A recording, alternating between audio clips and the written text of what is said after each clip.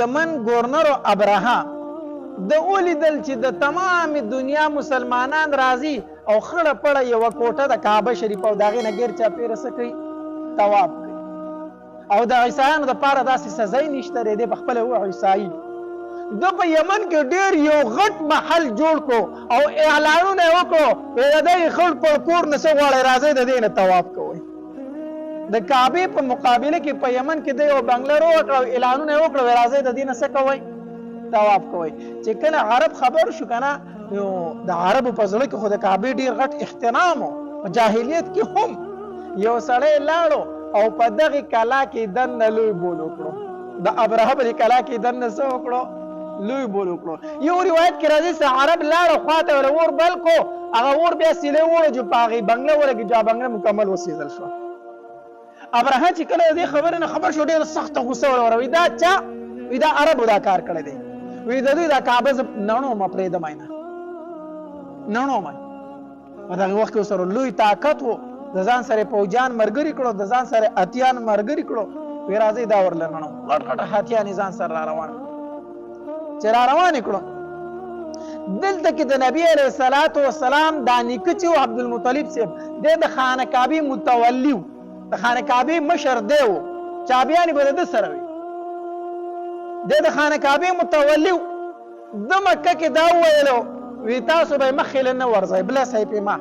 مقابله مکوي او مکه ورته خوشی کوي چیزو د خانه کعبه ته اسم نشو ویلې نو څنګه چې ابراهیم کې تر ادان نشو په سارا کې وخان سره دل د مکه د خلکو وخانو کنه نو پاره کې 200 وخان د عبد المطلب سیبو نو د مکه د خلکو هغه وخان ټول اونیول لوټ ماري شروع کو او وخان باندې قبضه ابراهیم ور واچول د نبی اسلام د پیدائش نمخ کې 50 ورځې یا 55 ورځې هغه واقعه د اصحاب الفیل هم راغلی و 50 ورځې یا 55 ورځې مخکې واقعه د اصحاب الفیل راغلی و او واقعه داسې و کوم چې د یمن گورنر ابرهه د ولیدل چې د تمام دنیا مسلمانان راځي او خړه پړه یو کوټه د کعبه شریف او داغه نه غیر چا پیره سکی طواف کوي او د عیسایانو د پاره داسې سزا نشته ری د خپل او عیسائی د په یمن کې ډیر یو غټ محل جوړ کو او اعلانونه وکړو د خړ په کور نسه غواړي راځي د دینه طواف کوي د کعبه په مقابله کې په یمن کې د یو بنگلورو وکړو اعلانونه وکړو راځي د دینه څه کوي طواف کوي چې کله عرب خبر شو کنه نو د عربو په ځل کې خو د کعبه ډیر غټ احترام او جاهلیت کې هم یو سړی لاړو او په دغه کلا کې دنه لوی بول وکړو د ابراهیم په کلا کې دنه څه وکړو لوی بول وکړو یو روایت کې راځي چې عرب لاړو خواته ول ور بلکو هغه ور بیا سیله ور جو پاغي بنگله ورګه جا بنگله مکمل وسیدل شو ابراهیم چې کله دې خبره نه خبر شو ډیر سخت غوسه وروي دا چا وی دا عربو دا کار کړی دی وی د دوی دا کعبه نړو ما پرې د ماینه نړو ما په دغه وخت کې سره لوی طاقت وو د ځان سره پوجان مرګري کړو د ځان سره اتیان مرګري کړو وی راځي دا ورلنه غټ غټ هاتیان ځان سره روان چې را روان کړو دلته کې د نبی عليه الصلاه والسلام د نیکچو عبد المطلب صاحب د خانه کعبه متولی د خانه کعبه مشر دیو چابیانی به د سره وي د خانه کعبه متولی د مکه کې دا ویلو وی تاسو به مخې نه ورځي بل صاحب ما مقابله مکوي او مکه ورته خوشی کوي چیزو د خانه کعبه ته اسم نشو ویلې نو څنګه چې ابراهیم کې تر ادان نشو په سارا کې وخان سره دل د مکه د خلکو وخانو کنه نو پاره کې 200 وخان د عبد المطلب سیبو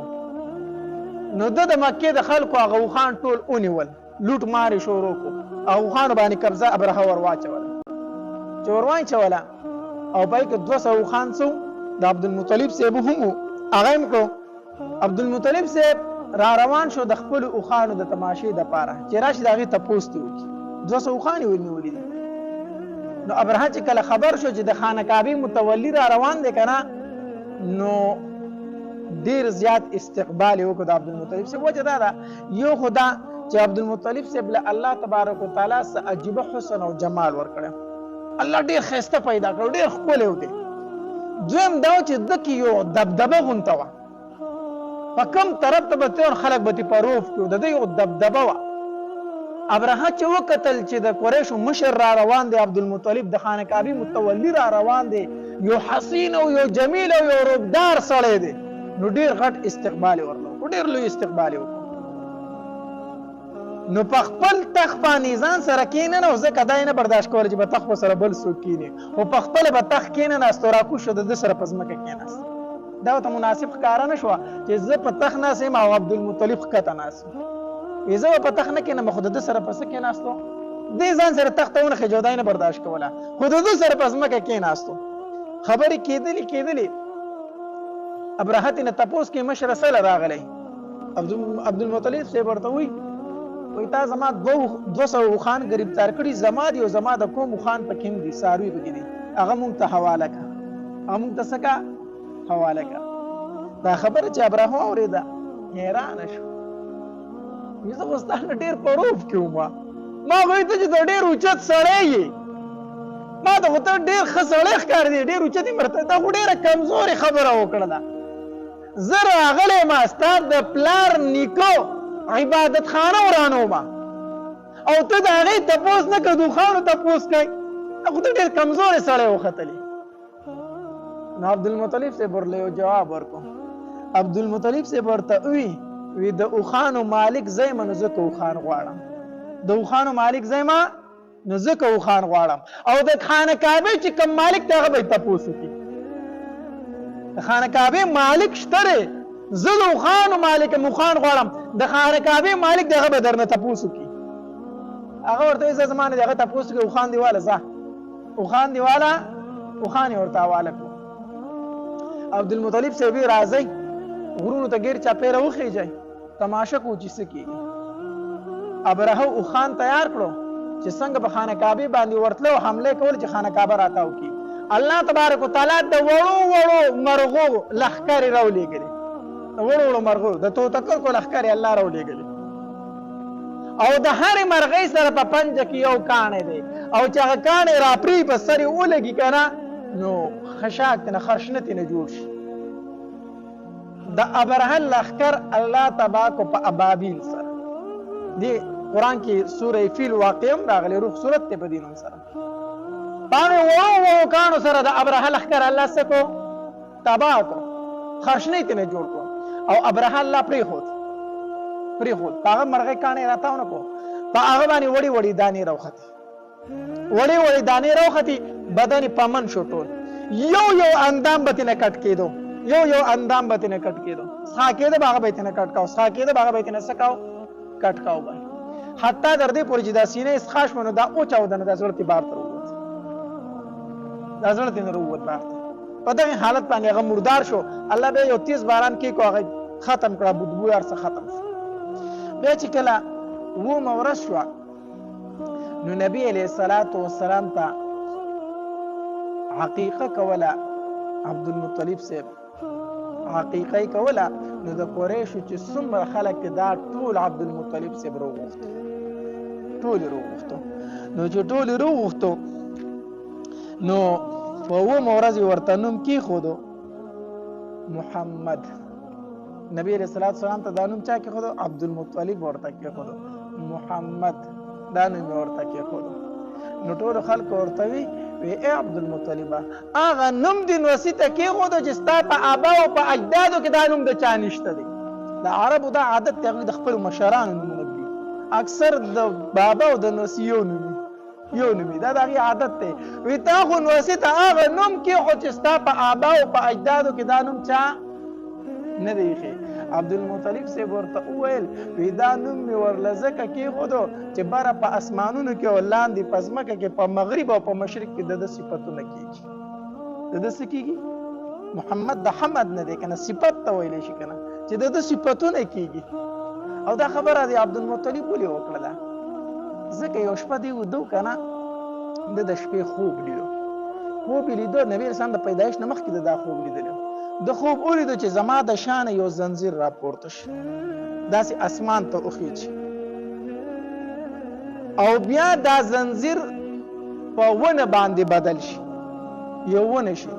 او د هغې څه څانګې مشرق طرف ته لاړې شي او څه مغرب طرف ته لاړې شي او د ټولې دنیا خلک کوشش کوي چې دې څانګو ته لاس ور واچوي وان خلي پورې. خو یو کس ته څه خلک دی چې هغه راځي او دا ونه څه کوي؟ پرې کوي. څه خلک راځي چې دا ونه پرې کوي. نو یو حسین او جمیل الک ته خوبصورت الک ته هغه ته نه دا خلک لره کوي چې دا ونه به تاسو نه کټ کوئ. سار شو عجیبه خوب مې لیدلی دی، د ملا نه مې زنځیر اوچت شو، اسمان ته وخت بیا ونه شوله، څانګې په مشرق او په مغرب خورې شو، خلک ورته لاسونه اچوي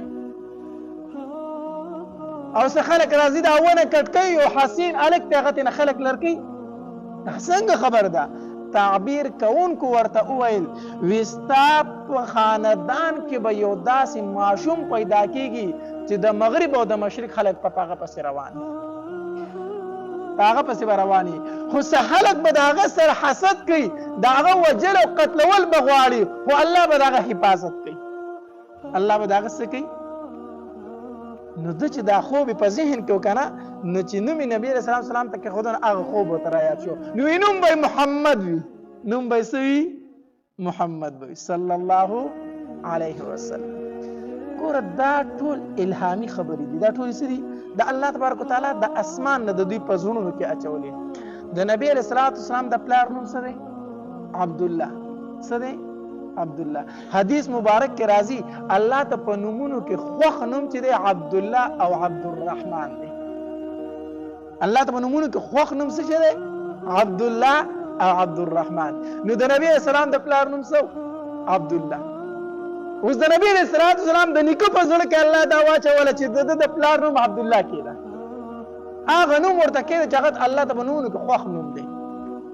اوس د نبی علیه السلام نوم یې څه کېښودو؟ محمد. نیکه نوم څه کېښودو؟ محمد. دا م الله د هغه په زړه کې واچوله. په دې کې ډېرې اشارې ډېرو خبرو ته. یو خبر خدا ده چې کم کار چې ختم شي که نه، هر کار چې د ختم کو د الله د طرف نه حکم دا دی او دا یو شرعي مسله هم ده چې د هغې په اخر کې الحمدلله وایه. هر کار چې ختم شي د هغې په اخر کې څه وایه؟ الحمدلله وایه. لکه الله تبارک وتعالی په قرآن کې فرمایي که نه چې د جنتیانو اخري خبره به څه وي؟ وآخر دعواهم ان الحمد لله رب العالمین. جنتیان چې جنت ته لاړ شي او په خپلو ځایونو شي نو اخري خبره به دا وي چې الحمدلله. جنتیان اخري خبره به څه وي؟ الحمدلله. دارنګې چې کله ظالم هلاک شي که نه، ظالم هلاک شي، قرآن کې الله تبارک وتعالی فرمایي فقطع دابر القوم الذين ظلموا والحمد لله رب العالمین. ظالم هلاک شو، الله د اسرائیل هلاک چې مونږ هم څه ووایو؟ الحمدلله. ظالم چې هلاک شي نو څه ووایه؟ الحمدلله. دارنګې چې کله ډوډۍ خوري که نه، قرآن کې راځي کلوا من رزق ربکم واشکروا له. د الله رزق خورئ او د الله شکر ادا کوئ. د الله څه ادا کوئ؟ او د شکر تفسیر نبی علیہ السلام په خپله کړی دی. نبی علیہ السلام فرمایي افضل الشکر الحمدلله. غوره شکر څه شی دی؟ الحمدلله ده. غوره شکر څه شی دی؟ الحمدلله. نو د هر کار په ختمېدو باندې به څه وایي؟ کله چې ډوډۍ موږ وخورو نو موږ څه وایو؟ الحمدلله الذي اطعمنا وسقانا وجعلنا من المسلمین. دا چې د خپله ډوډۍ وخوړله او چې د بل چا سره وخوري د چا میلمه نو بیا به کومه دعا وایي؟ الحمدلله الذي اطعم من اطعمني واسق من سقاني وجعلنا من المسلمین. او ټول مر ډوډۍ بار خورو که نه، زه چې کور ډوډۍ وخورم هم دا دعا وایم. هغه دعا اکثر وایم چې د بل چا سره یې وخورم، ځکه چې خولې ماته چې ټول مر ډوډۍ مو بل ځای یو خلکو ته دعا کوو، نه هغه خپله چې وخورو نه کوم خلکو ته دعا وکړو. نو ګوره چې ډوډۍ دې وخوړه نو هم څه ووایه؟ الحمدلله. څه ووایه؟ یو اشارې له رازم، یو خبرې له رازم چې د نبی علیه السلام دا نوم محمد ولې کېښودی شو. د دې کې درته نکته بیانو. د هر کار په ختمېدو کې د شریعت حکم څه شی دی؟ څه وایه؟ الحمدلله وایه. نبی علیه السلام به چې کله سفر ختم شو کور ته به راغی که نه، نبی علیه السلام به فرمایل آئبونا تائبون عابدون لربنا حامدون. آخر کې بیا سوي حمد وي، یعنی په هر کار کې حمد ویل کله چې به منځ ختم شو نبی علیہ السلام به فرمایل سبحان ربک رب العزة عما یصفون وسلام علی المرسلین والحمد لله رب العالمین. دا منځ په اخر کې بیا سوي حمد بوي. اشاره ده د نبی علیہ السلام نوم څه کې خو دې شو محمد د حمد نه دی، د هر کار په ختمېدو کې څه وایا حمد وایا. اشاره ده دې خبرې ته چې په نبی علیہ السلام باندې وحی ختمه، په نبی علیہ السلام باندې وحی ختم شوله، انقطاع د وحی راله، د نن نه بعد وحی ختم شو نو نوم محمد شو. د هر کار په ختمېدو کې حمد دی، نو د وحی په ختمېدو کې څه دی حمد دی. ځکه د نبی علیہ السلام نوم څه کېښودی شو محمد کېښودی شو. د نن نه بعد چې څوک د پیغمبرۍ دعوه کوي نو دا به په کافرو کې بدترین کافري، کافرو کې دا څه دی بدترین کافر دی چې څوک د نبوت دعوه کوي. ځکه خو نوم د نبی علیہ السلام محمد کېښودی شوی دی چې په ده باندې سلسله د نبوت ختمه شوې ده، په ده باندې سلسله د وحی ختمه شوې ده، ځکه ورته نوم محمد کېښودی شو. د هر کار په ختمېدو کې مایي حکم د شریعت دا دی چې حمد وایه الحمدلله وایه. نو چې کله نبوت ختم شو نو الله حمد راولېږو نبي علیه السلام. اشاره ده دې خبرې. نو دا الله تبارک وتعالی د نبی علیه السلام د نیکه په زړه کې واچوله چې د ده نوم څه کېده محمد کېده. دا ګوره د بخاري شریف حدیث مبارک دی، نبی علیه السلام فرمایي وایي زما 5 نومونه دي. تاسې خو د نبی علیه السلام ډېر نومونه دي، خو په دې 5 کې یو خاصه اشاره ده. نبی علیه السلام فرمایي زما 5 نومونه دي، زه محمد یم، زه احمد یم، زه ماهی یم. ماهی معنی څه؟ د کفر ختمونکی. ماهی معنی څه ده؟ د کفر ختمونکی، کفر د مخ د ځمکې نه اوچتونکی. نو نبی علیه السلام ماهی دی، ماهی د کفر ختمونکی دی. او زه حاشر یم، د نبی علیه السلام په نومونو کې یو څه شی دی حاشر. زه حاشر یم، ځکه حاشر نبی علیه السلام ته ځکه ویل کېږي که نه چې په ورځ د قیامت به په میدان محشر کې د ټول نه لومبې د قبر نه نبی علیه السلام پورته کړي، او دا تمام مخلوق به د نبی علیه السلام په قدمونو کې وروسته پورته کېږي. ځکه نبی علیه السلام ته څه ویلی شي حاشر ویلی شي. او دغه رنګې حاشر ورته ځکه ویلی شي چې په ورځ د محشر به د ټول کائنات د ټول مخلوق امام نبی علیه السلام، ځکه ورته څه ویلی کېږي حاشر ویلی کېږي. او زه عاقب یم، نبی رسول فرمایي زه څه یم عاقب یم. د عاقب معنی دا ده چې د تمامو پیغمبرانو نه وروستو راتلونکی پیغمبر یم، زما نه بعد بل پیغمبر نشته دی، زما نه وروستو بل پیغمبر نشته دی. نو به هر حال نبی علیه السلام عقیقه ومه نیکه وکړله په 2مه ورځ باندې. تمام قریش راغوښتي او په آخر کې اعلان وکړ چې زما د نوسي نوم به محمد وي، زما د نوسي نوم به څه وي محمد وي صلی الله علیه وسلم. الله تبارک وتعالی دې مونږ ته د نبی علیه السلام په سیرت باندې د تللو توفیق راکړي. الله دې زمونږ سیرت او صورت دواړه د نبی علیه السلام موافق جوړ کی. الله تبارک وتعالی دې زمونږ سیرت او صورت دواړه د نبی علیه السلام موافق جوړ کی. نو د عربو عادت دا چې د دوی ماشوم به پیدا شو نو دوی به بانډو ته لیږو. یو خدا چې د بانډو هوا صفا ده، اوبه یې ښکلي دي، دویمه دا چې ژبه ښایسته زده کړي. نو په کوم کال باندې چې نبی علیه السلام پیدا شوی و نو د بني سعد قبیلې څخه ښځې رالې مکې ته رالې دې دپاره چې د ځان سره ماشومان بوځي د پیو دپاره او ساتنې دپاره. دا به غریبې زنانه وي، دوی به راتلې بانډو ته به ماشومان به وستل او د دې ښاریو خلکو به ورله پیسې ورکولې چې زمونږ ماشوم له ته خوا ورکوه، پی ورکوه، د ده ساتنه کوه او زه به درله پیسې درکوم. نو د بني سعد قبیلې ښځې رالې چې په دغې ښځو کې حلیمه بیبي هم وه. څومره ښځې چې مکې ته رالې نو حلیمه بیبي فرمایي وی نبي علیه الصلاة وسلام په ټولو ښځو باندې پیش کړی شو. هر یوه زنانه راله نبي علیه الصلاة وسلام لره، خو هر یوې ښځې ته نه انکار وکړو چې د کم بچي خپل پلار نشته نو موږ له به څوک څه راکړي، دا خو یتیم دی. نو هرې ښځې به د نبي علیه الصلاة وسلام نه انکار کو، زه دی نه بیاما، دا یتیم دی، د ده د ورکولو څوک نشته، موږ له خو داسې ماشومان پکار دی چې موږ له تحفې او ډالۍ یې مور او پلار راکړي او موږ له پیسې راکړي، نو دا خو یتیم دی، د ده به موږ له څوک څه راکړي. حلیمه بیبي فرمایي وایي زه ولم رالم خو یو ځل ترې نه زم واپس شومه، پړه کې مې دا راله چې یتیم دی ما له به څوک څه راکړي. اوس څوک خبر نه و چې دا څنګه یتیم دی، دا خو داسې یتیم دی چې د کیسر او د کسرا چابیان یې د ده لاس نه راتونکي دي. د دې یتیم نه خو څوک خبرو نه و. وایي هر یوې ښځې ته ماشوم میلو شو. حلیمه بی فرمایي ما ته پکې ماشوم میلاو نه شو، ما ته پکې ماشوم میلاو نه شو. وایي زه چې تش لاس واپس کېدم نو دا خبر راته ښه نه ښکارېده. وایي ما مې خاوند ته وي که ستا خوښه یې که نه کوم یتیم ماشوم چې زه ځان سره دا بیامه زه دا اخلم دا یتیم ماشوم. وی خاوند مې راته وي او بلکل هغه راواله کېدی شي الله موږ له په ده کې برکت واچوي، الله موږ له په ده کې څه واچوي. نو حلیمه بیبي فرمایي وی ما او خاوند مې نبي علیه الصلاة وسلام د دې وجې نه روچت کو چې کېدی شي الله موږ له په ده کې څه واچوي، برکت واچوي. نو څومره برکتونه یې په نصیب شو. ګوره دا حدیث مبارک دی. الله تبارک وتعالی فرمایي حدیث قدسي دی.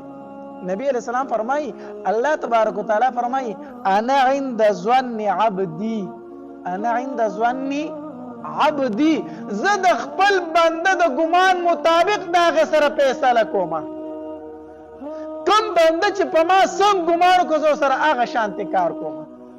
اوس حلیمې بیبي نبی علیه السلام په څه سره واغسوی الله به موږ له په ده کې برکت واچوي. دا ګمان یې وکړو که نه الله ورته په هغې کې څومره برکتونه واچول. نو په الله باندې به ټول عمر ښه ګمان ساتي، ښه بد ګمان به په الله نه ساتي. چې څنګه ګمان دې په الله ساتو هغه شان معامله به تا سره کوي. کو تا دا ووي زما هیڅ چاته ضرورت نشته دی، ما له یو الله پوره دی،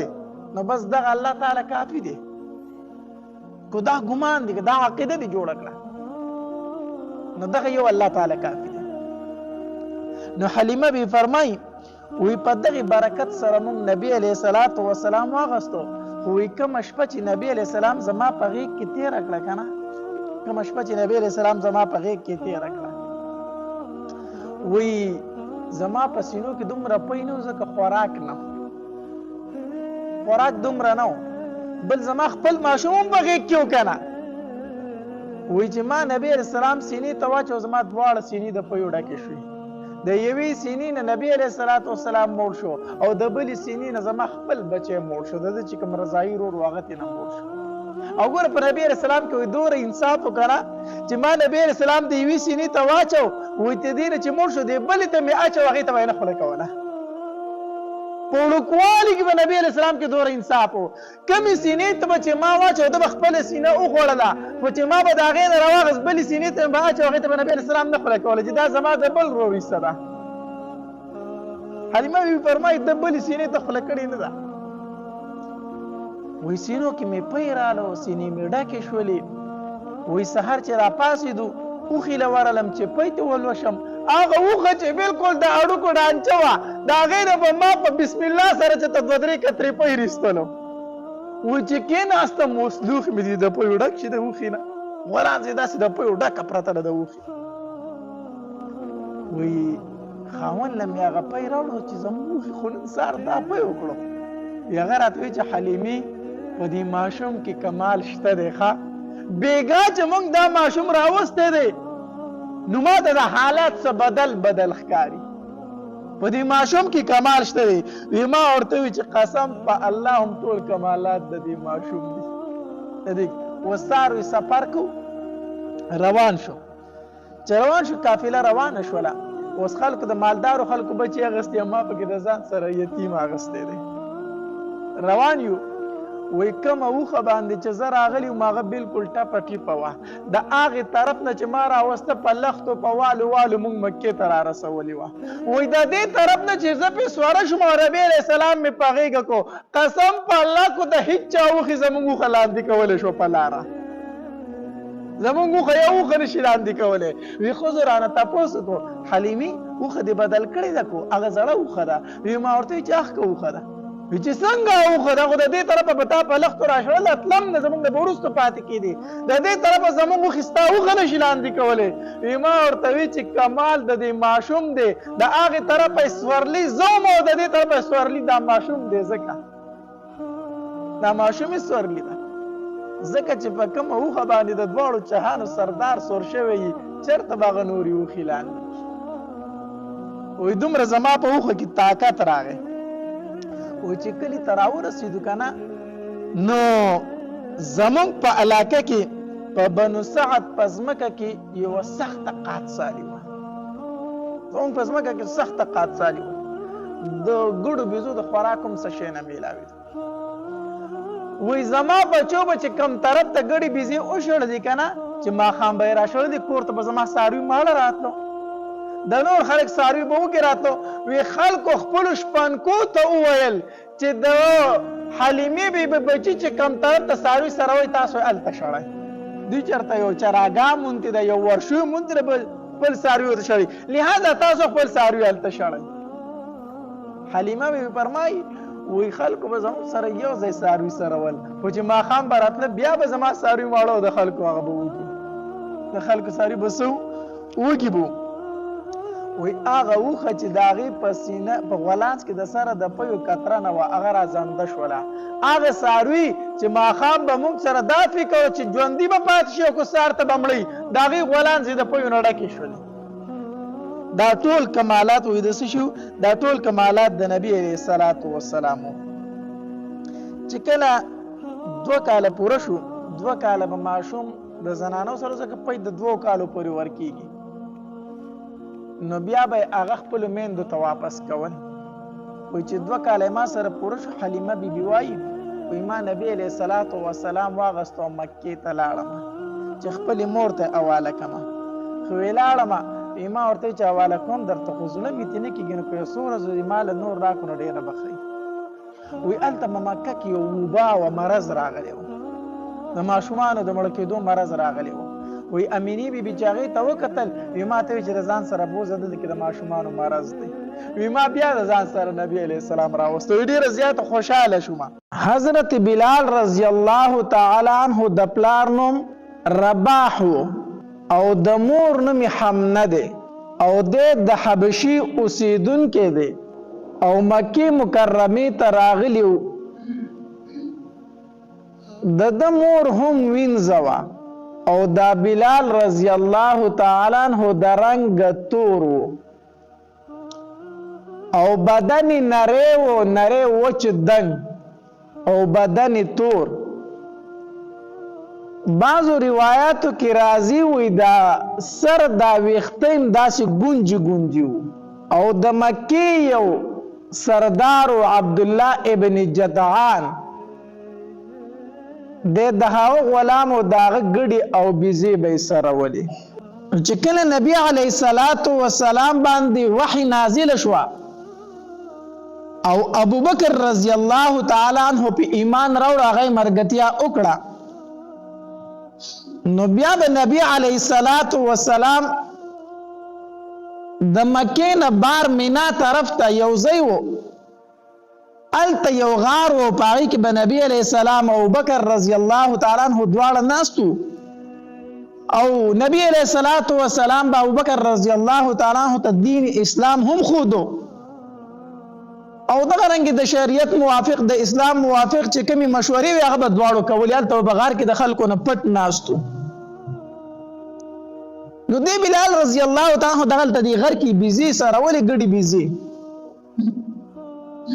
نو داسې د غرمې د ډوډۍ ټیم شو نو نبی علیه الصلاة والسلام دته آواز وکړو یا غلامو ای هلکه هل فی شاتک لبن ستا په دې ګړو بیزو کې څه پی شته چې موږ له دې راکې موږ ترې وڅکو نو بلال رضی الله تعالی عنہ ورته وویل وی زما ټولې بیزې خو وچې دي په دوی کې خو پی نشته دی یوه بیزه پکې د هغه معمولي غونته پی کوي خو هغه خو زه ځان له ولوشم او ویسکم په هغې زه خپله ګزاره کومه خو نبي علیه الصلاة وسلام یې پېژندو ځکه دا بلال رضی الله تعالی په مکه کې پیدا شوی دی نو نبی علیه الصلاة وسلام خو یې پېژنده چې دا د لوی خاندان سړی دی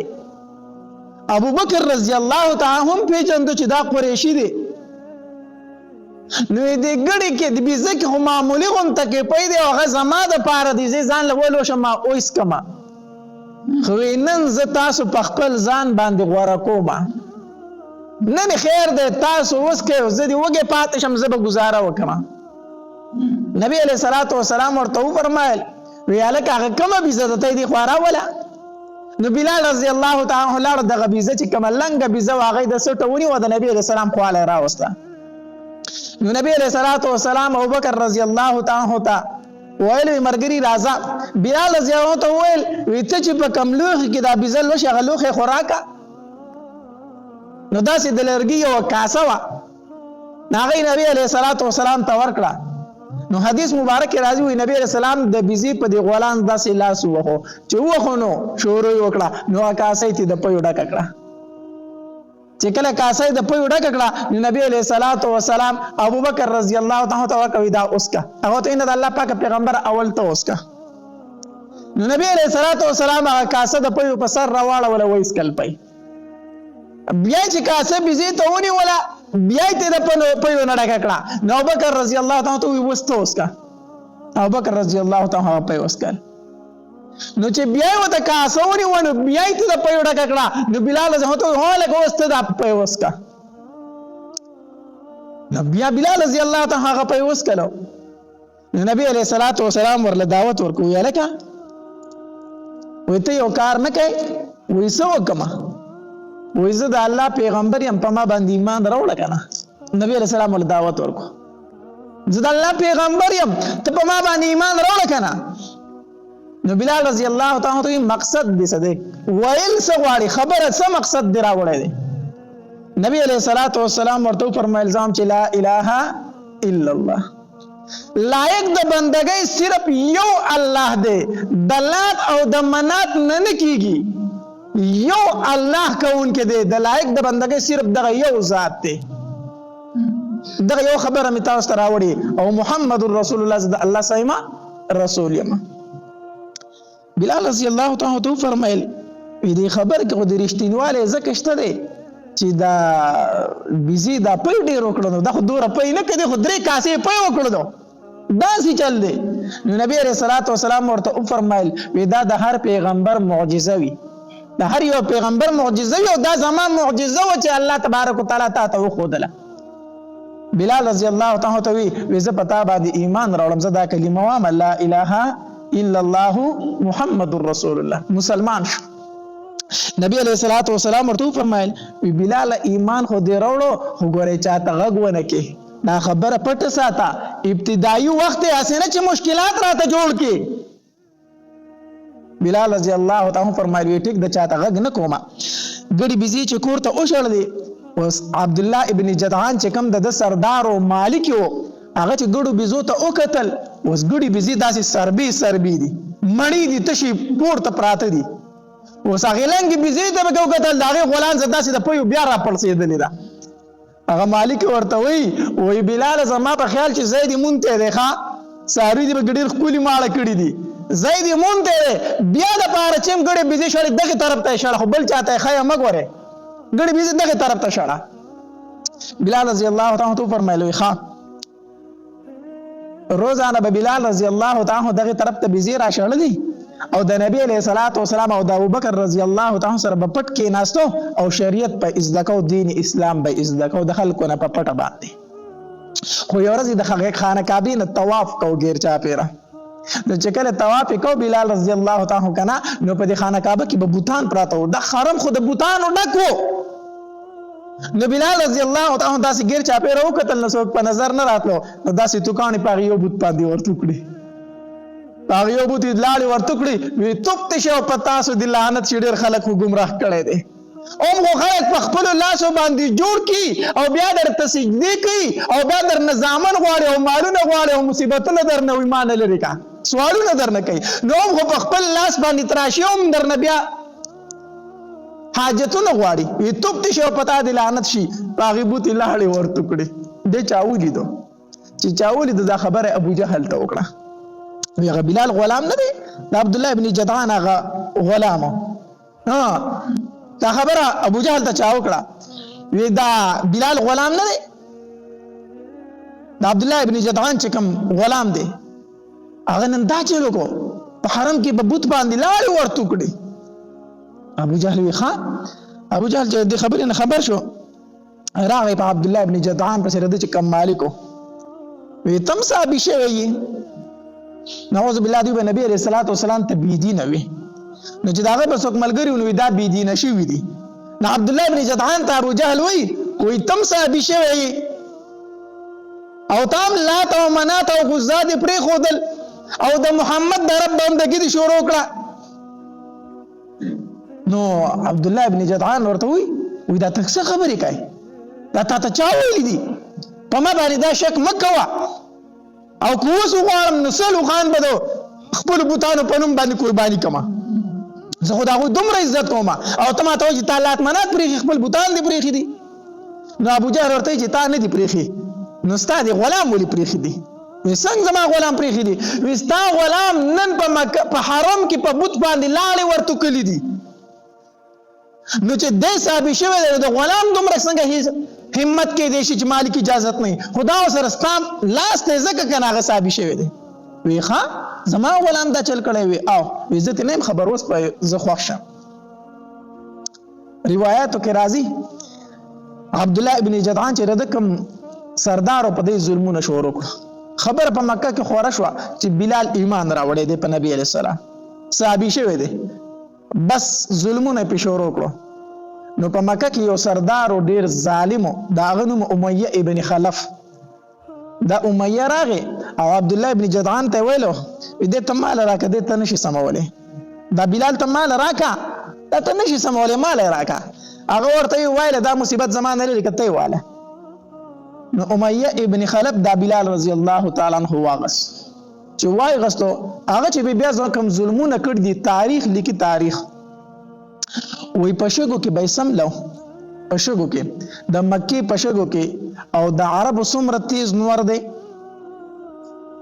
هغه چې انسان ویني فتح ورته لګي وی په دې سړک باندې په پیزار کې په دې غرمه کې خپنه شي کې خو دی د پیزار د تلې ویلي کوي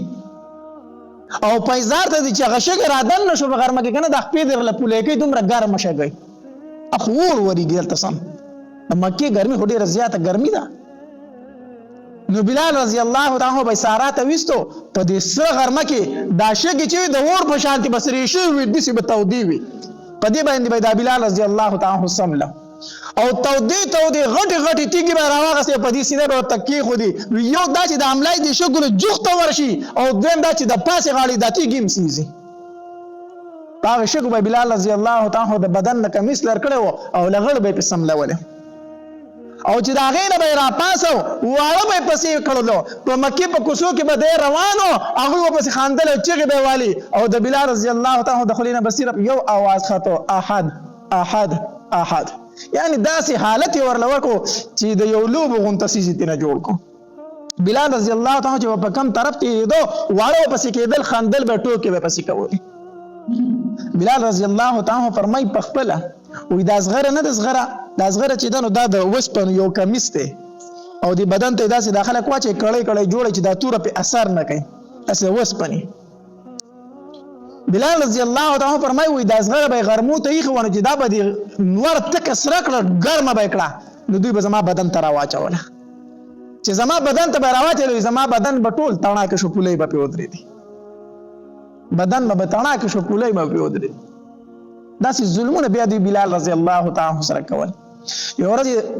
دا بلال رضی الله تعالی په تودو شګو سملول دی او په دې سینې ورته تیږي دي او دا امیه ابن خلف بدبخت ورته ولاړ دی چې کوم مالکو او وړو ته وی راځي په کانو ولې ماشومان راځي او کانو باندې ولې او خان دی پوري دا لویه میله جوړه کړې دا بلال رضی الله په مخې ته پروت په شګو کې د داسې یو میله جوړه کړې یو ټوکه جوړه کړې واړه راغون کړې دي په دغه طرف باندې ابوبکر رضی الله تعالی عنہ تیرېدو ابوبکر رضی الله تعالی عنہ چې وکتل کنه د امیہ ابن خلف ته وی ته په دې بې کسه باندې ولې دورو ظلم کوي دا غریب ستانه څه غواړي دی خو د چا د هیڅ هم نه دی دا خو یو غلام دی بې کسه دی غریب دی ته ولې په ده باندې دا ظلمونه کوي نو امیہ ابن خلف ورته وی دا څه چې ورسره کېږي دا ستا او ستا د ملګري د وجې نه ورسره کېږي دا ستا او ستا د ملګري چې کوم دی محمد صلی الله علیه وسلم دا د سره د ستاسو د وجې نه کېږي او کو خلاصولی شو جو خلاصې کا ابوبکر رضی الله تعالی عنہ فرمایل وی خرڅینا وی ولې نه خرڅومه وی په دبه تاسو کوي امیہ ابن خلف ورته په خندا شو وی په دبه تاسو کوي دی خو د اس بیګاروم نه دی په کوڅو کې ګرځي دغه یو چې وی احد او حد خو لیونه دی په دسه کوي ابوبکر رضی الله تعالی عنہ فرمایل بس ته پرې د زما په کار دی وی خرڅومه وی پسو خرڅای وی پدری اوقیه باندې پسو اوقیه باندې بدری اوقیه په یو اوقیه کې سلويخ اشرفي وي سلويخ دینار دا دینار د سرو زر پیسې ده نو په درې اوقیه باندې خرڅومه یعنی په یو سل او په شل دینار باندې خرڅومه بلال رضی الله ابوبکر رضی الله عنه فرمایل وی دا زما شو وامه غستر دا پیسې بدل زر کما بلال ما ترا پرې ده چې څنګه ابوبکر رضی الله عنه واغس کنه امیہ ابن خلف په خندا شو بی ابوبکر ډیر ګران دی واغس قسم په الله کو په یو اوقیه دی اغستنه امید درکم کو دا تا په یو اوقیه اغست دغه دومره بیکار سره چې په یو اوقیه ملم درکاو تا په درې اوقیه واغستو ابوبکر رضی الله تعالی عنہ فرمایل وی اے امیہ قسم په الله کو په سل اوقیه دی راکاو نو هم درنه اغستو تو درې اوقیه وای قسم په الله کو دا بلال دی ما ته په سل اوقیه راکاو هم درنه اغستو او دا خیر دی کو دا بدنی تور دی خیر دی کو دا بدنی تور دی هو قلبه قلب ذهب ته د زړه خو د سرو زرو جوړ دی د زړه د سرو زرو دی د ز پیژنم چې دا د کم مقام انسان دی تاسو نه پیژنئ چې څنګه واغستو نو بلال رضی الله تعالی ابوبکر رضی الله تعالی ابوبکر وی ځان لدی واغستم او کو الله لدی واغستم کو ځان لدی اغستم ابوبکر کار را ته خای چکوم درله زمیدار درلکم ګډ بيزي درل سروم او کوستا نور څه خدمت دیالي مزدوري چاغه درلکم خیراته کار دراته خیا کو ځان لدی اغستم او کو الله لدی اغستم نو ما زما رب پریدو بیا ما زما رب پریدو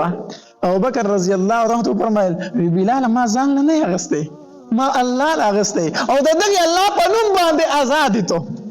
ته آزادي الله ابوبکر رضی الله بلال رضی الله تعالی راغی ابوبکر رضی الله تعالی نبی علیہ الصلوۃ والسلام لره اذا الله پاک پیغمبره بلال می واغستو د امیہ ابن خلف نه بلال واغستو نبی علیہ الصلوۃ والسلام ورته ابوبکر یوازې بیناخلی ما به کې د ځان سره شریکای ابوبکر دا سعادت یوازې به ته ناخلی ما پکې د ځان سره شریک کا چې د بلال یو مخستی او یو زمای د بلال یو لاستی او یو لاس زمای ابوبکر رضی الله تعالی عنہ په خندا شو وی د الله پاک پیغمبر خو ما آزاد کړی دی اخو ما آزاد کړی دی نبی علیہ الصلوۃ والسلام فرمایل وی ابوبکر سیدنا واعتق سیدنا ابوبکر خو زمون سردار دی او زمون سردار بلال آزاد کو زمون سردار بلال آزاد کو بلال خو زمون سردار دی نبی علیہ السلام دومره خوشاله شو لکه بخاری شریف کې حدیث مبارک ته چې کله د موسی علیہ السلام د مرګ وخت پوره شو نو الله تبارک وتعالى د مرګ فرشتہ راولېګله ورشه موسی علیہ السلام ته وایا چې ستا د مرګ ټیم پوره دی زه د وجنما روح ته نه اخلم ستا څنګه خوښه ده فرشتہ چې رااله موسی علیہ السلام ته وویل زه درنه روح اخلم ستا څنګه خوښه ده وجنم دې مړ کومه دي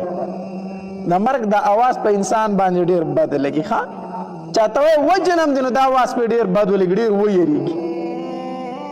نو موسی علیه السلام ته چې فرشتي ووي وجنم دی روح ته اخلمه هغه خو اسې جلالي شان والا پیغمبر غوسه به وله ډېره ورتله چې څپېړه یې اوچته کړه فرشتې له یې دا مخ ووه او دومره زورداره څپېړه یې ورکړه چې د څپېړې سره یې ورله دا سترګه هم ویستله هغه په بره لاړه الله تبارک وتعالی لره وی الله داسې بنده ته دې لېږلي ومو چې هغه د مرګ نه دومره نفرت کوي مرګ نه غواړي وګوره زما دې حالت ته ما چې ورته د مرګ ووي نو زما دې حالت ته وګوره ما سره سي چلو کو داسې بنده له دې لېږلي ومه الله تبارک وتعالی ورته وفرمایل وی ټیک ده لاړ شه زما موسی ته ووایه چې مرګ نه غواړي که نه نو د غویي په شا باندې لاس کېده او ستا د دې لاس د لاندې چې څومره ویښته رالو د هر ویښته په بدل کې 1 کال عمر در کومه د هر ویښته په بدل کې فرشته راله موسی علیه السلام ته یې وویل وی الله تبارک وتعالی فرمایي چې ده ته ووایه چې مرګ اوس نه غواړي که نه نو د غویي په شا باندې لاس کېده د دې د لاندې چې څومره ویښته راله دومره ژوند در کومه موسی علیه السلام خو چې فرشتې ته څپېړه ورکړه وروسته بیا پوه شو چې دا مې څه وکړو بیا یې سوچ کړی و چې دا خو مې بد وکړه دو دا یې فرشتې ته وایي ښه چې د غوی په شا لاس کېږدمه او د هغې د لاندې څومره ویښته راله او د هر ویښته به بدل کړي راله الله 1 کال عمر راکړي نو بیا د هغې نه بعد به بیا څه خو بیا مرګ دی نو دغه کلونه چې ختم شي نو بیا څه شی دی بیا مرګ دی نو موسی علیه السلام ورته وفرمایل چې بیا مرګ دی نو د خپل کار اوس پوره کوه د خپل کار اوس پوره کوه روح رانه اخله چې مرګ نه خلاصون نشته بیا خو روح واخله نو د مرګ نه خلاصون نشته الله له تګ دی او چاته پته هم نشته چې زه به په څه حالت کې مرمه په کوم ځای کې به مرمه او څنګه به مرمه دا صرف د پیغمبرانو یو اعزاز دی چې الله تبارک وتعالی ورسره دغه مشوره کوي لکه حدیث مبارک کې راځي عائشه بیبي فرمایي رضی الله تعالی عنها وی نبی علیه السلام په ژوند باندې دا حدیث مبارک ماته ډېر وی چې عائشه الله تبارک وتعالی د پیغمبر سره د مرګ نه مخکې مشوره کوي چې یاره ته ماله راځي او که په دنیا کې پاتې کېدل غواړي هر پیغمبر ته د مرګ نه مخکې دا ویلی کېږي دا حدیث مبارک ماته ویلی و نبی علیه السلام چې بیمار او تبه یې ډېره زیاته وه او زما په کوټه کې زما په دې غېږ کې پروت او د نبی علیه السلام دا سر مبارک زما د سینې او د زنې ترمنځ او دې ځای ته مې ځان ته اړم کړی و داسې په نبی علیه السلام باندې تبه ډېره زیاته وه ډېره زیاته وه او دا لاس به یې داسې په اوبو کې کېښود او دا به یې راواغست او په خپل مخ به یې داسې راوکاږو او دا به یې وي چې اللهم رفیق الاعلی وی په دې دوران کې زما ورور عبدالرحمن رضی الله تعالی راغی د نبی علیه السلام تماشې له بیمار پرسل او داسې مخامخ ورته ودرېدو زما د ورور مسواک او داسې د نبی علیه السلام زما د ورور ته او د مسواک ته ډېر کتل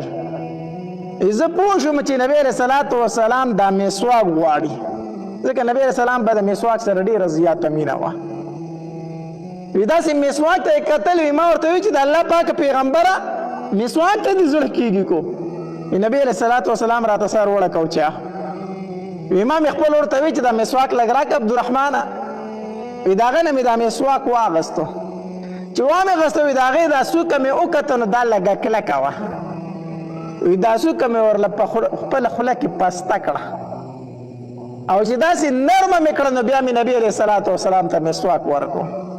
عایشه به فرمایل که نه وی زه ډېره بختوره ښځه یم زه ډېره بختوره ښځه یم وی بختوره ځکه یم چې د نبي علیه السلام روح مبارک زما په کوټه کې وتی دی او بختوره ځکه یم چې نبی علیه السلام زما په کوټه کې دفن دی او بختوره ځکه یم چې د نبی علیه السلام روح مبارک زما په غېږه کې وتی دی او بختوره ځکه یم چې په آخري ټایم کې زما او د نبی علیه السلام لاړې مبارکې یو ځای شوي دي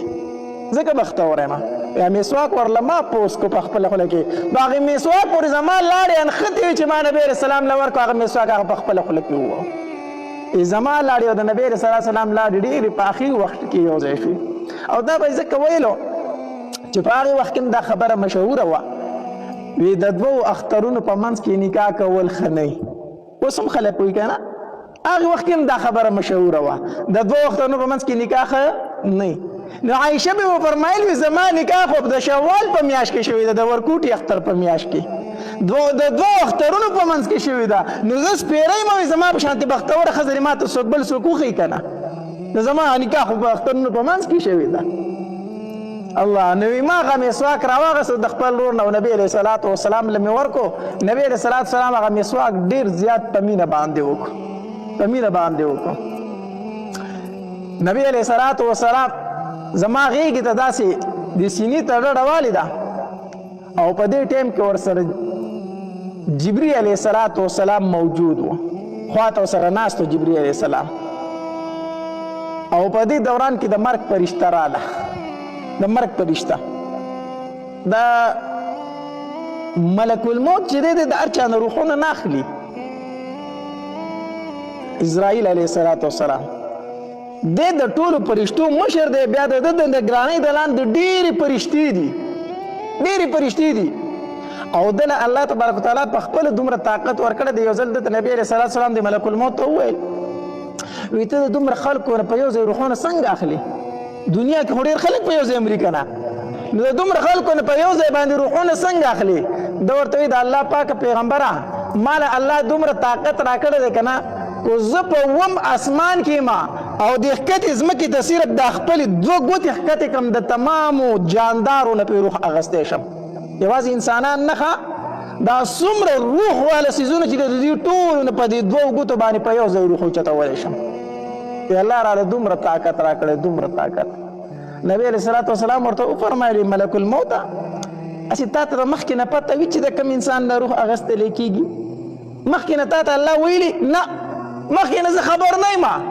په کوم ټایم کې چې ته روح اخلم په دغې ټایم کې راته الله وایي چې د فلان کې انسان نه روح واخله بس په دغې ټایم کې زه وفېژنم مخکې ما ته علم نه خو د نګرانۍ کې ډېرې فرشتې دي ډېرې فرشتې هغه ټول روحونه اخلي د نبی علیه صلات وسلام نه چې کومې فرشتې روح اخیستې او د هغې نوم دی اسماعیل دا چې راله د نبی علیه صلات وسلام په خوا کې جبریل امین ناست و جبریل امین نبی علیه صلات وسلام ته وفرمایلو د الله پاکه پیغمبره اسماعیل فرشته راغلې ده د روح قبض کوونکې فرشته ده اجازت غواړي ته ورته اجازت ورکوي نبی علیه صلات وسلام ورته وفرمایل وی او ده ته وایي چې راځه د مرګ دا فرشته راله نبی علیه صلات وسلام ته وویل وی د الله پاکه پیغمبره الله رالیږلې ما او الله تبارک وتعالی فرمایي چې د نبی علیه صلات وسلام ملاقات مې نور ډېر شوق شوی دی نو غواړم چې دې ځان ته روبلمه نو ستا څه رایي ده ستا څه مشوره ده ته پکې څه وایي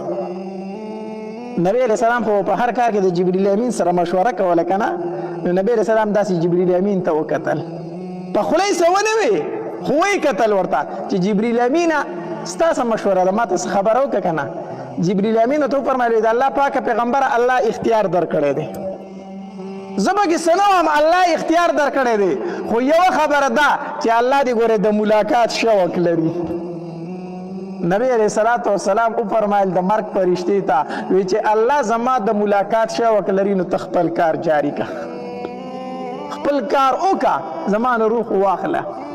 عایشه وی فرمایي وی د نبی علیه صلات وسلام په بله خبره نه یم پوهېدلی خو دا لاس یې داسې اوچت کو چې دا الفاظ وي اللهم رفیق الاعلی او بیا یو آیت کریمه چې مع النبیین والصدیقین والشهداء والصالحین وحسن اولئک رفیقا دا آیت مبارکه لا سر ته نه ورسولی چې دا آیت مبارکه په شونډو باندې نیمګړی پاتې شو او د نبی علیه السلام د روح مبارک لاړو یې نوره نه یم پوهېدلی په څه باندې غرض می دا کو چې د دنیا نه نبی علیه الصلاة وسلام تله دی بل کم انسان دی چې هغه به پاتې شي چې په مخ د ځمکه د هغه په شان د بهتر او غوره انسان نه و مرو به ټول مرګ ته تیاری پکار ده د دنیا نه بزو ټول خو د دنیا نه داسې لاړ شه د دنیا نه داسې لاړ شه چې الله درنه رضا وي داسې لاړ شه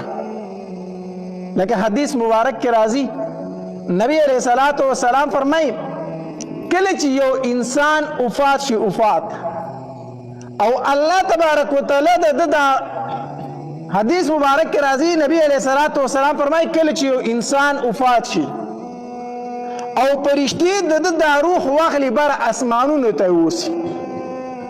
نو الله تبارک وتعالی د پرشتو نه تپوس کوي سره د خپل علم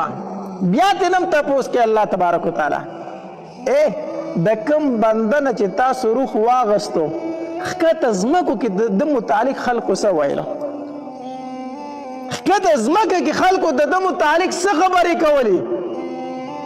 نو پرشتي ورته وایي الله خلقو ډیر په نیک نوم باندې یادو ټول خلقو ویل چې دا ډیر ښه سړی دی ډیر ښه سړی دی الله تبارک وتعالی فرمایي دا د الله بندگان دی ګواه شي چې ما دې په ښو کې حساب کو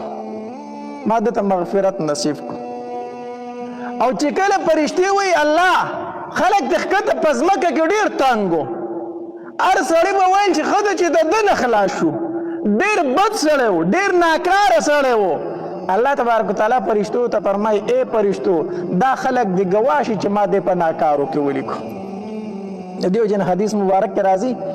نبی علیہ الصلوۃ والسلام داسې ناست او صحابه کرام ورسره ناست دي یو جنازه تېره شوله نو صحابه کرامو ټولو د هغې سړي ډېر صفات بیان کړو ډېر صفات بیان کړو ویره دا ډېر ښه سړی دا کم سړی چې نن مړ دی نبی علیہ الصلوۃ والسلام فرمایل وجبت د دپاره واجب شو بیا څه ټیم بعد بل جنازه تېره شوه نو خلکو د هغه متعلق ډېرې خبرې وکړې یاره دا ډېر ناکاره سړی و خلک ترې نه ډېر تنګ و ډېر په عذاب کې و خلک ترې ډېر ترپوزي و ډېر ناکاره سړی و ښه د نن مړ شو نبی علیہ السلام بیا وفرمایل وجبت صحابه کرامو تپوس وکړو د الله پاکه پیغمبره څه مطلب مخکې جنازه تېره شوه خلکو یې صفت وکړو تاویده دپاره واجب شو وروسته بل جنازه تېره شوه خلکو د هغې بد وي بیا وي د دپاره واجب شو څه واجب شو نبی علیہ الصلوۃ والسلام فرمایل وی کله چې اوله جنازه تېره شوه تاسو ټولو د ده صفت وکړو ما وي د دپاره جنت واجب شو د دپاره جنت واجب شو ستاسو په دې خوله باندې الله د دپاره جنت واجب کو او کله چې دویمه جنازه تېره شوه او تاسو ټولو د هغه بد وي چې دا ډېر ناکار سړی و ښه د خلک ترې نه خلاص شو وی ما وي چې وجبت الله د دپاره اور د جهنم واجب کو ستاسو په دې خوله باندې نو مرګ خو را روان دی مرې به د دنیا نه به ځي خو په دنیا کې داسې ژوند وکړه چې پس د مرګه د خلک په ښه نوم باندې یاد کړي او چې کله په ښه نوم باندې یادېږي نو الله تبارک وتعالی ستا دپاره جنت واجب کو خلک وایي الله تبارک وتعالی فرمایي ای بندګانو تاسو ګواه شئ ستاسو د وجې نه ما دې جنت ته بوستو او چې کله په دنیا کې په بدو نوم باندې یادېږي خلک دې په بدو یادوي الله تبارک وتعالی فرمایي ای بندګانو تاسو ګواه شئ ستاسو د وجې نه ما دې جهنم ته داخل کو دنیا کې داسې ژوند وکړه داسې ژوند زمونږ شیخ صاحب هم وفات شو که نه زمونږ شیخ صاحب هم وفات شو الله تبارک وتعالی دې ظالمان تباه و برباد کړي ظالمانو تاسو ته پته شته داسې شیوخ کله جوړیږي دا خو په صدو کې یو سړی پیدا کېږي داسې تاسو ته پته ده دا مولان څنګه تیاریږي دا زما د مدرسې طلبه ناست دي تاسو په خپله لیدلي دي دا څومره په مشکله باندې عالمان جوړیږي دا څومره په مشکله حافظان جوړیږي دا میندو د خپلو سینو نه را جدا کړي دي په ژړا باندې او په فریاد باندې او په ویر باندې دا ماشومان په مدرسه کې جاړي میندې ورته د هغې طرفه جاړي د هغې د زړه ټوکړې موږ ته راتاوي کړي دي د هغې چېرته پرزو کېږي زما دا بچی دې په کوڅو کې وګرځي او اواز دې وکړي وظیفه راوړی خدای مو وبخه دوی ته داسې سپک مه ګورئ دا کمزوري نه دي دا د ډېرو غټو خاندانونو بچي دي دا د ډېرو سپین روبو بچي دي لاړ شئ د دوی په کلي او په وطن کې تپوس وکئ ما په خپله په کوڅو کې چغې والې دي وظیفه راوړی خدای مو وبخه کله د چا ورته ودرېدلی یم او کله د چا ورته ودرېدلی یم وظیفه راوړی خدای مو وبخه دا د الله نازولي دا ډېر په مشکله باندې د دوی نه عالمان جوړیږي، د دوی نه ډېر په مشکله باندې حافظان جوړیږي. بیا د شیخ صاحب په شانتې شیخان دا خو په مخ د ځمکه چېرته یو څو دانې وي، دا خو ډېر په مشکله باندې تیار شوي. ظالمه تا زموږ نه په یو ډز سر واخیسته، دا څومره په مشکله تیار شوی و. د هغه خلا به اوس څوک پوره کوي؟ هغه خو لاړو الله تبارک وتعالی لره. کله چې نیک انسان وفات شي په ده پسې ځمکه جاړي، په ده پسې اسمان جاړي، د بده پسې د درسونو هغه ځایونه جاړي. شیخ صاحب الله بخلی دی، په هغه پسې د هغه د احادیثو ځایونه جاړي. هغه چې په کومو لارو باندې مدرسې ته ته په هغه پسې هغه لارې جاړي، په هغه پسې په زرګاو طالبان جاړي، په هغه پسې د اسمان دروازې جاړي. الله به یې څنګه نه بخي؟ نیک انسان چې وفات شي په ده پسې د ده د سجدو ځایونه جاړي، د ده د ذکرونو ځایونه جاړي، د ده د سبقونو ځایونه جاړي. اسمان په دروازو باندې چې کوم د ده نیک اعمال ختل هغه دروازې جاړي. الله هغه نیک اعمال خو بند شو، هغه نیک اعمال خو بند شو. هغه خو الله بخلی دي، هغه د الله نیکان بندګان دي. ما ته تاسو یو قوم وښیئ که نه، ما ته په مخ د ځمکه باندې داسې یو قوم وښیئ تاسو که نه چې هغوی د خپل عالم سر راغستی دی په خنزیر پورې تړلی دی، هغوی د خپل عالم سر راغستی په سپي پورې تړلی دی، هغوی د خپل عالم سر راغستی په خر پورې تړلی. په مخ د ځمکه ما ته یو قوم وښیئ، زه یو قوم سیوا د پښتون نه، سیوا د پښتون نه. چې پښتون د خپل عالم سر د خنزیر سره وتړو، د سپي سره یې وتړو، د خر سره یې وتړو. وګوره نو په مخ د ځمکه د ټولو نه ذلیل ژوند چې تېروي هغه پښتانه تېروي. وګوره که نه په مخ د ځمکه د ټولو نه ذلیل ژوند چې تېروي پښتانه تېروي. ولې تېروي؟ د خپل علماو ګستاخي کوي. ځکه حدیث مبارک کی راضی نبی علیہ الصلوۃ والسلام فرمائی من اهان العالم چاچے د عالم سپکاوے کو فقد اهان العلم د علم سپکاوے کو ومن اهان العلم فقد اهان النبي چاچے د علم سپکاوے کو د نبی سپکاوے کو ومن اهان النبي فقد اهان جبريل چاچے د پیغمبر سپکاوے کو د جبريل علیہ الصلوۃ والسلام سپکاوے کو ومن اهان جبريل فقد اهان الله چې د جبرئیل علیه السلام سپکاوی وکړو د الله سپکاوی وکړو ومن اهان الله فقد اهانه الله یوم القیامه چا چې د الله سپکاوی وکړو الله به دغه انسان ذلیل او رسوا کړي په ورځ د قیامت. الله به ضرور ذلیل کوي، الله به ضرور ذلیل کوي. تاسو د علماو په ګستاخو پسې ظالمانو هغه سپین ډکي تاسو په وینو باندې رنګ له چې هغې نه خو الله له حیا ورځي، د سپینو ډکو نه خو الله له حیا ورځي. الله فرمایي سپین ګیری چې ما ته لاس پورته کړي زه د ده لاس خالي نشم پرېښودی چې کله د سپینو ډکو ته ګورم هغه سپین ډکي تاسو په وینو باندې رنګ کړلو،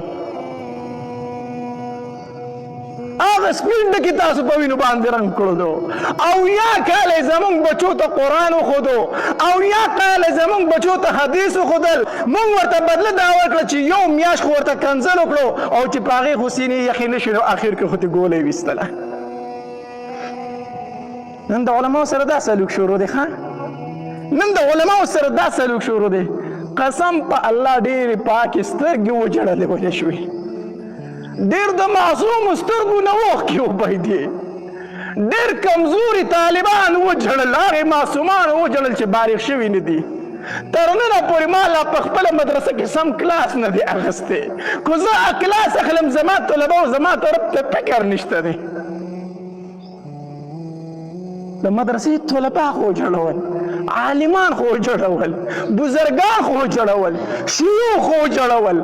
قسم په الله زما یوه خبره یاد وساتئ، یوه خبره، کو په دې ملک د علماو داسې قتل کیږي، کو په دې ملک مونږ ښاد ورځ وموندله راشئ په ما باندې په دې مخ توکاڼې راوتوکئ. کوم ملک چې د علماو سپکاوی کیږي سوال نه پیدا کیږي چې دغلته په مونږ په عزت ژوند تیر کو، سوال نه پیدا کیږي چې مونږ په سکون ژوند تیر کو، سوال نه پیدا کیږي چې مونږ په عزت پاتې شو. موږ ځان له یو کار کتلی دی علما به شهیدان کېږي او دا یوازې د هغې نه ګیله نه ده موږ ټول داسې جوړ شوي یو ټول داسې جوړ شوي یو تاسو فیسبوک کولاو کوئ تاسو سوشل میډیا کولاو کوئ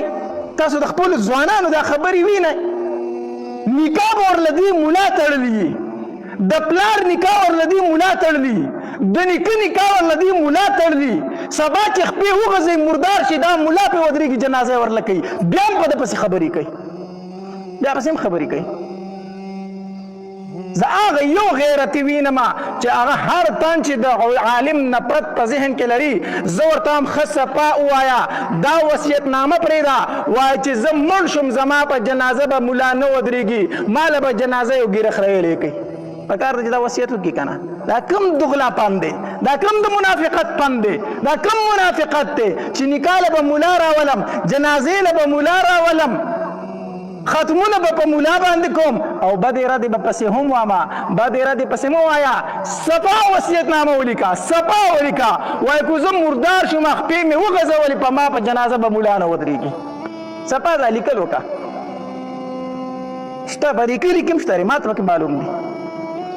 معلوم دي چې په ملانو پسې خبرې کوي زه په خپله سوشل میډیا ښه ډېر استعمالوم ما ته د هر تن کمنټ هم راځي ما ته د هر تن پوسټ هم راځي صحیح ده او معلوم دی راته او دا مې په خپل زړه کې ویلي دي چې مړ شو جنازې له نظم او چې څومره مې کېږي دومره علماو ته به وایم چې جنازې له مه ځئ ټیک شو مه ځئ جنازې له